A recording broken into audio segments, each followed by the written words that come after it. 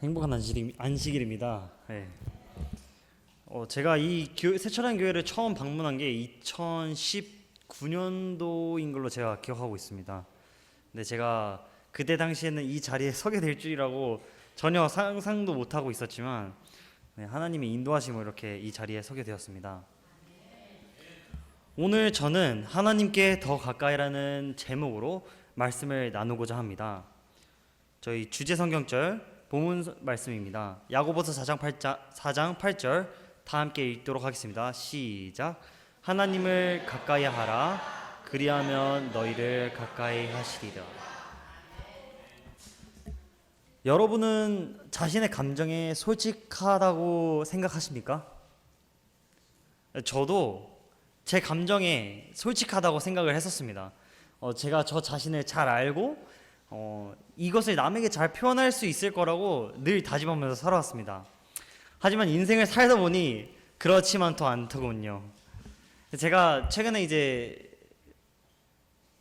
여러 가지 사건들이 있었는데 그 사건들을 통해서 제가 저를 표현하는 데 있어서 너무 서툴다라는 것을 깨닫게 되었습니다.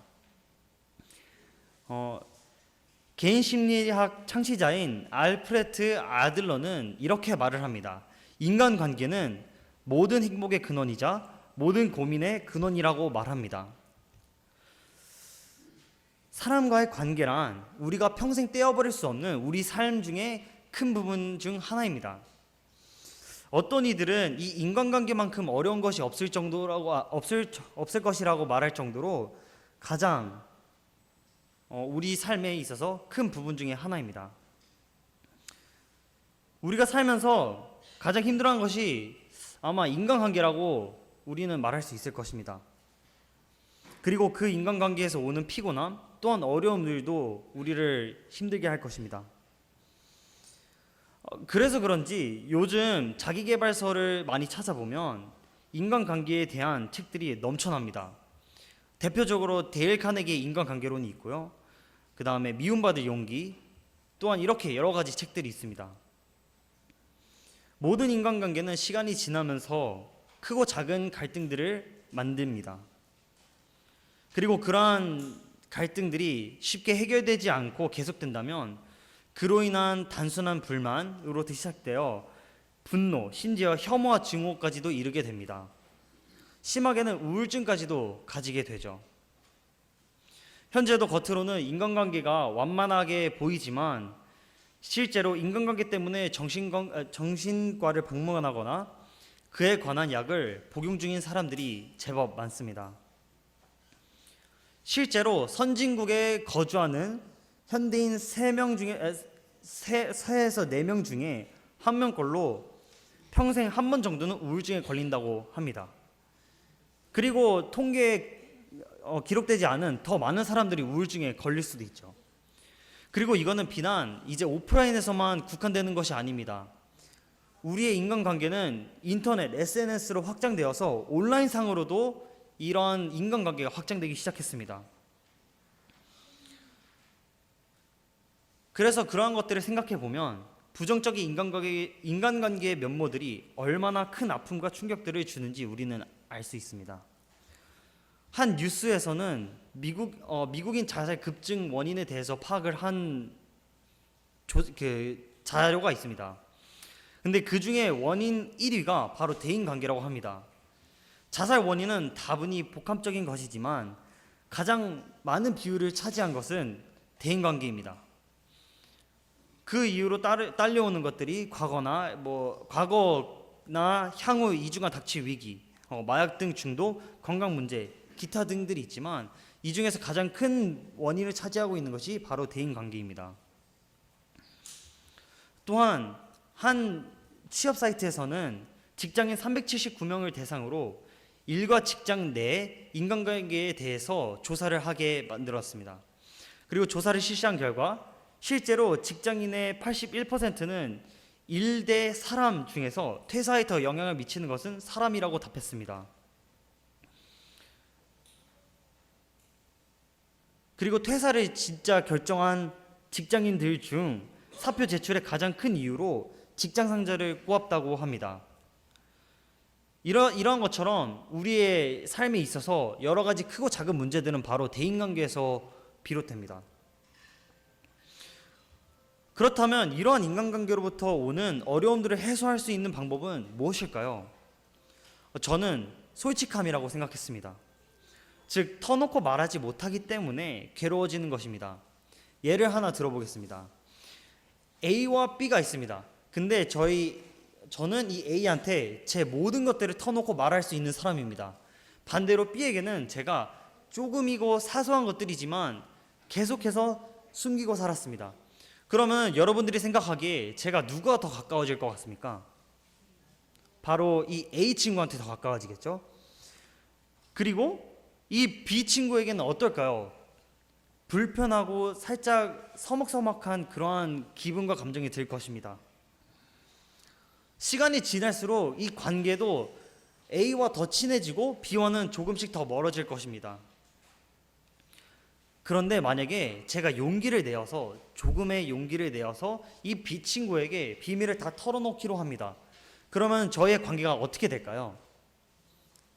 다시 회복하게 되겠죠. 우리는 살아가면서 한 번쯤은 가족한테 하고 싶은 말을 참아서 사이가 나빠지고, 상사한테 하고 싶은 말을 못해서 스트레스에 시달리고, 친구한테 하고 싶은 말을 하지 못해 친구와 멀어지기도 합니다. 근데 이러한 관계에 대한 문제가 비단 우리 사람들 사이에서만 일어나는 것이 아닙니다. 하나님과 우리의 사이에도 관계라는 특성이 똑같이 적용하고 있습니다. 그리스도인들은 사람들이 인간관계에 대한 고민을 평생 안고 가듯이 하나님과의 관계에 대한 고민을 평생 안고 살아갑니다. 그리고 코로나 이후로 이러한 문제로 인해 몸부림치는 사람들이 더 많아졌습니다. 자신의 신앙 상태로 호소하고 있는 사람들이 늘어난 것이죠. 오늘 우리는 이러한 하나님과의 관계가 고민이 되었을 때에 우리가 할 수 있는 것이 무엇이 있는지 함께 이야기 나누면 좋을 것 같습니다. 최근에 액트 청년수련회에 참석하게 되었습니다.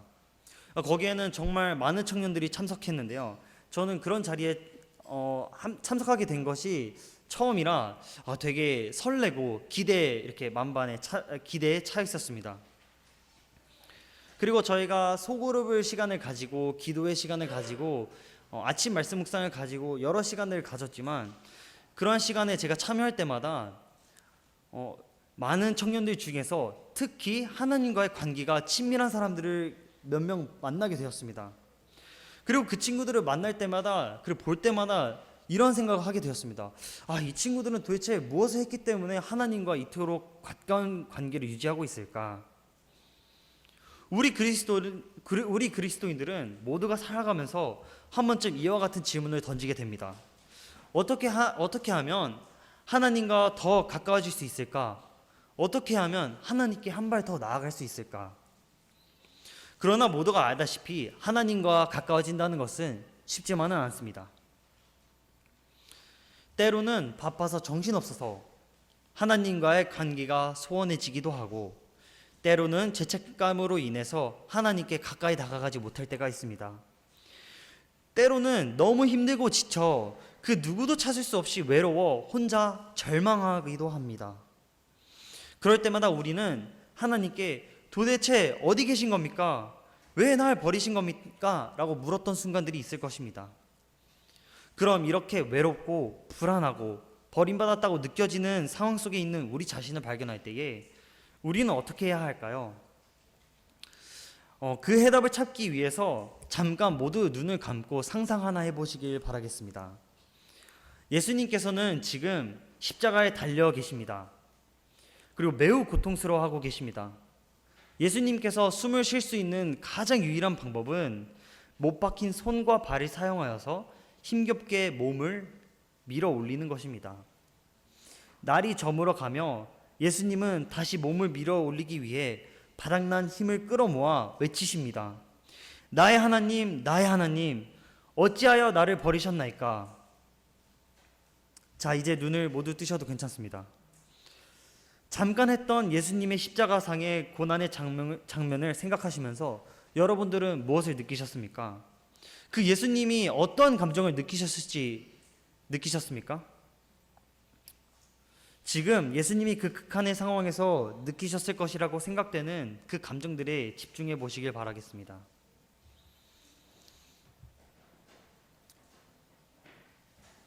시대소망 754쪽에선 이렇게 말을 합니다.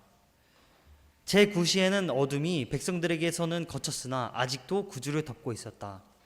그것은 그분의 마음을 억누르고 있는 고민과 공포의 상징이었다. 어떤 사람의 눈도 십자가를 들러있는 그 어둠을 꿰뚫어 볼 수 없었으며 고통당하는 그리스도의 영혼을 싸고 있는 짙은 어둠을 뚫어볼 수도 없었다. 성난 번갯불이 십자가에 달려있는 그분의 맹렬히 공격하는 것처럼 보였다. 그때에 예수께서 크게 소리질러 가라사대 엘리 엘리 라마 사박다니 나의 하나님 어찌하여 나를 버리셨나이까 라고 하셨다. 예수님께서는 이토록 가장 외로울 때에 하나님께 당신의 감정을 숨기지 않고 솔직하게 털어놓았습니다. 사람은 자신이 가장 외롭고 힘들 때에 자신을 이해해줄 사람이 없을 거라고 생각하고 느끼는 경우가 많습니다.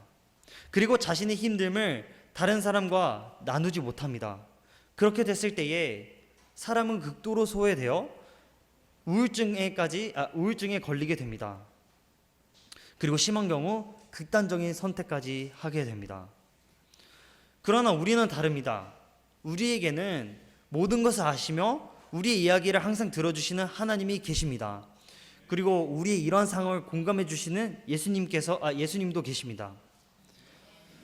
우리는 예수님께서 그러하셨던 것처럼 우리의 솔직한 이야기들을 하나님께 그리고 예수님께 털어놓아야만 합니다. 사람과 사이의 관계라는 특성이 작용하듯이 하나님과 우리 사이에도 같은 특성이 작용합니다. 관계는 성별에 따라, 나이에 따라, 사회적 위치에 따라, 그리고 얼마나 자주 접촉하는지에 따라 달려 있습니다.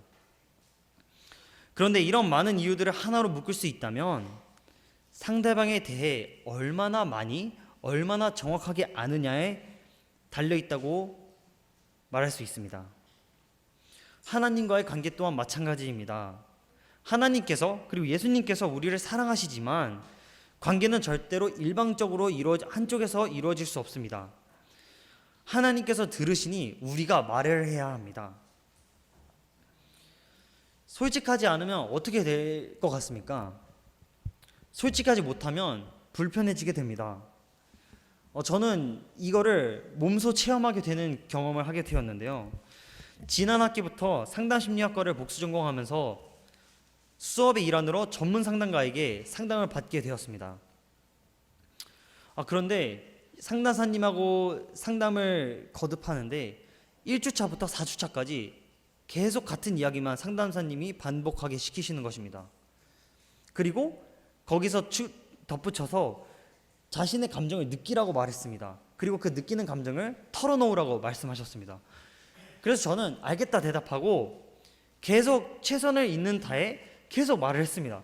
근데 4주 동안 상담사님은 똑같은 이야기만 되풀이하도록 하게 시켰습니다. 저는 그러한 상황이 너무나 답답해서 빨리 넘어가고 싶어서 한 3주차 정도 됐을 때는 근데 있잖아요 하면서 다른 이야기를 하려고 유도했습니다. 근데 상담사님은 단호하게 안 돼 라고 말씀하셨습니다. 근데 나중에 돼서야 이런 것들을 이해하게 됐습니다. 왜 상담사님께서 제게 제 이야기를 하는 걸 멈추시고 같은 이야기를 반복하게 하셨는지 저는 나중에서야 알게 되었습니다. 그 이유는 바로 제가 저 자신을 숨기고 있었기 때문입니다. 저도 모르게 자꾸만 제 감정을 숨기고 있던 것이었습니다. 그래서 상담사님은 제가 제 감정에 솔직해질 수 있게 한 가지 이야기에만 집중하도록 도와주셨던 것입니다. 그래서 사실 여기서 추가로 저는 그 상담사님하고 나눴던 1주차부터 4주차의 대화 중에서 그 시간이 너무나 짜증나고 답답했습니다. 근데 상담사님께서 처음에 이런 상황에서 힘들고 답답하고 어려운 감정들을 느끼면 자신에게 말씀해달라고 하셨을 때 저는 알겠습니다 해놓고서도 짜증나고 답답했던 그 감정을 상담사님께 전달하지 않았습니다. 이렇게 제가 제 감정들을 숨기는 모습을 상담을 거듭하면서 나중에 돼서야 발견하게 되었습니다. 그래서 이 모든 솔직한 감정들을 상담사님에게 털어놓고 나니 더 이상 그 시간이 불편하거나 힘들지 않았습니다. 오히려 상담사님과 더 오래 있고 싶었고 더 많은 이야기를 나누고 싶을 정도로 이 관계가 너무나 편해졌습니다. 1주차부터 4주까지는 제가 이곳에서 벗어나고 싶어서 시간을 확인했다면 그 이후의 시간들은 제가 상담사님하고 더 이야기를 나누고 싶어서 시계를 보게 되었습니다. 도둑이 제 발 저린다고 하죠. 관계에 있어서 불편한 느낌은 솔직하지 못한 사람에게서 시작됩니다. 그리고 그런 생각과 감정은 바이러스처럼 퍼지게 됩니다. 그래서 우리는 솔직해져야 합니다. 그럼 언제 솔직해져야 하나? 바로 이것은 성경에서 우리는 그 해답을 찾을 수 있습니다. 예수님께서는 마가복음 1장 35절에 새벽 5일에 미명에 일어나 나가 한적한 곳으로 가서 거기서 기도하셨다고 합니다. 또한 누가복음 6장 12절에는 이때 예수께서 기도하시러 산으로 가사 밤이 새도록 하나님께 기도하시고 라고 기록되어 있습니다. 예수님께서는 십자가에 달려 돌아가실 그 순간에만 기도하신 것이 아닙니다. 그 순간에만 하나님을 찾은 것이 아닙니다. 예수님은 매번 매 순간 아침부터 저녁까지 하나님께 기도를 드렸습니다. 누가복음 5장 16절에는 예수는 물러가서 한적한 곳에서 기도하시니라. 또한 마가복음 6장 46절에는 무리를 작별하신 후에 기도하러 산으로 가시니라 라고 기록되어 있습니다. 이처럼 예수님은 매 순간 기도를 하셨습니다. 그러면 예수님은 왜 매 순간 기도하셨을까요? 하나 질문을 바꿔서 드리려고 합니다. 여러분은 왜 기도하십니까? 교회에서 하는 기도 말고도 개인적으로 기도 드리는 이유가 무엇입니까? 하나님께 무언가를 구하려고? 하나님께 내가 지금 처해 있는 상황을 말하려고? 모두 정답입니다. 여러분, 기도가 다른 말로 무엇입니까? 저는 어렸을 적부터 기도가 고백 혹은 대화라는 이야기를 많이 들었습니다. 하나님께 하는 대화, 하나님께 하는 나의 고백. 하나님께서는 우리에 대해 모든 것을 다 알고 계십니다. 우리가 어떠한 생각을 하는지 다 알고 계십니다. 그러나 우리가 솔직해지지 않으면 하나님께서는 아무것도 할 수 없으십니다. 하나님과 개인적인 관계를 쌓기 위해서는 그만큼 우리의 감정을 하나님께 털어놓아야만 합니다.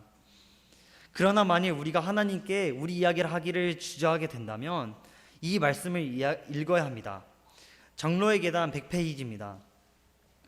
그대들의 소원과 기쁨과 슬픔과 염려와 두려움을 하나님 앞에 내어놓으라. 그대들은 그를 괴롭게 하거나 피곤케 할 수 없다. 그대들의 머리털까지 세시는 그는 당신의 자녀들의 요구에 대해 무관심하시지 않으신다. 우리의 마음을 번뇌케 하는 것은 무엇이든지 그에게 내어놓으라. 그가 감당하시기에 과대한 것은 없나니.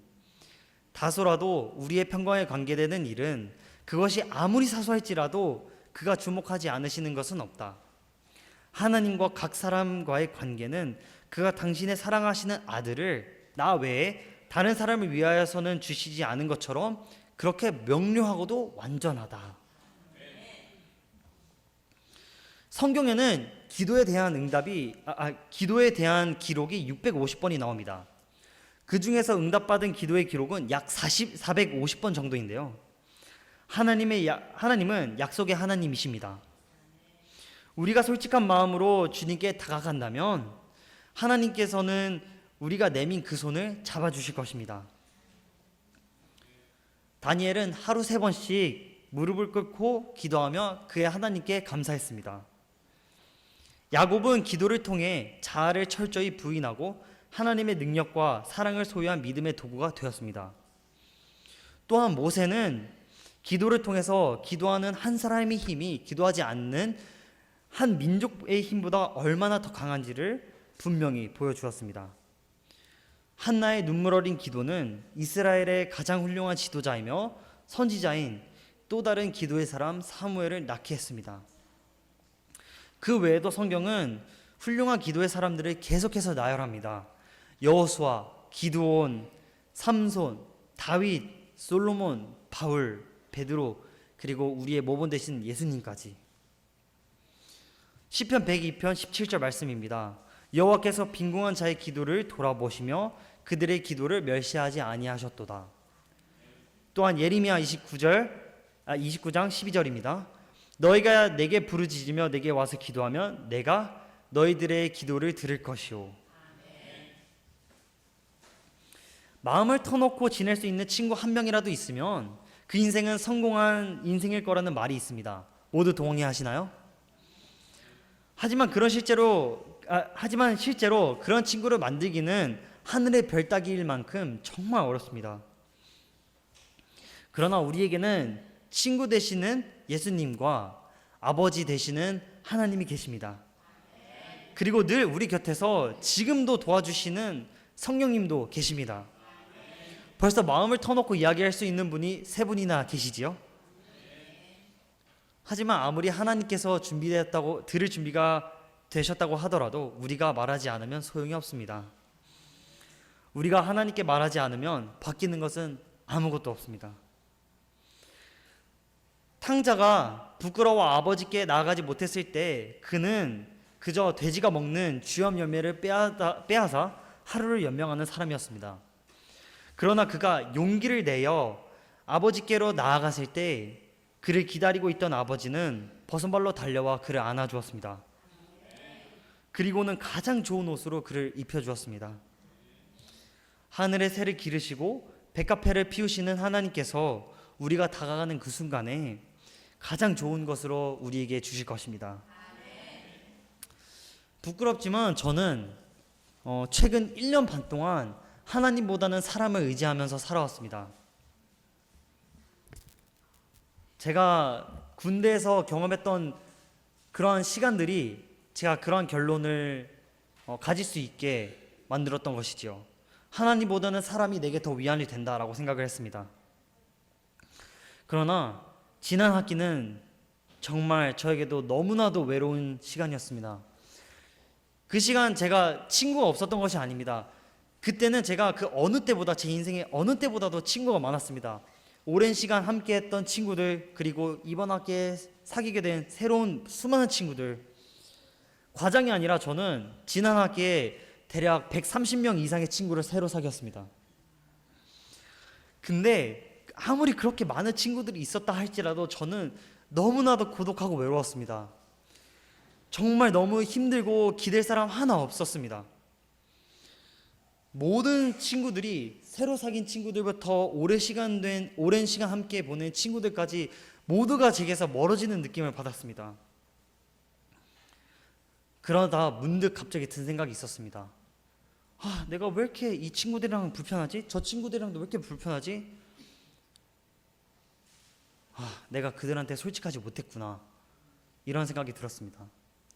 그런데 거기서 멈추지 않았습니다. 다시 생각해보니 하나님과의 관계도 제가 계속 제자리 걸음을 하는 것을 느꼈습니다. 근데 그 가장 큰 이유는 제가 하나님께 어느 순간부터 제 이야기를 하지 않았습니다.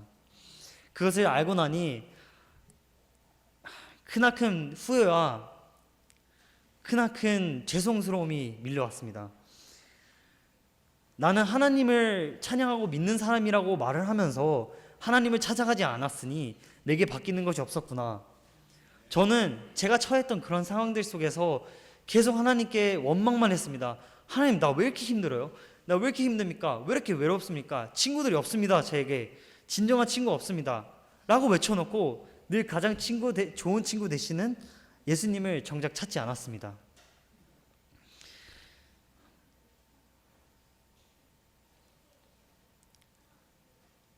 사실 다시 망가진 관계를 돌아가는 것에 있어서는 엄청 크나큰 용기가 필요합니다. 제가 최근에도 계속 느끼고 있습니다. 이 친구한테 한마디 말을 하기 위해서는, 작은 말 한마디 하기 위해서는 진짜 산보다도 큰 용기가 필요한 것을 계속 느끼고 있습니다. 하나님께 나아갈 때도 마찬가지입니다. 하나님께 지은 내 죄, 그리고 내가 생각했던 모든 감정들, 그런 말들을 할 때에는 엄청나게 큰 용기가 필요합니다. 그러나 그런 큰 용기를 가지고 한 발 내딛었을 때는 돌아오는 보상은 가히 말로 할 수 없이 크나큰 보상으로 우리에게 돌아옵니다.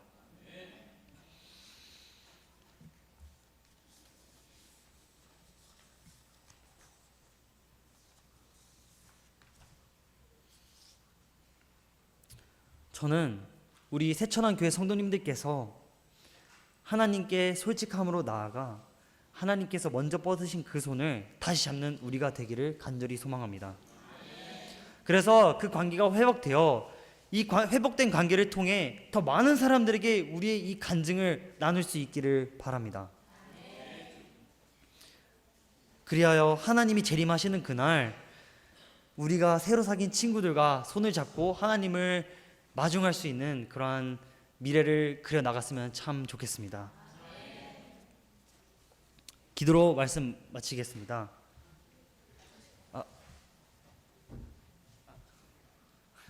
이상으로 말씀 마치겠습니다.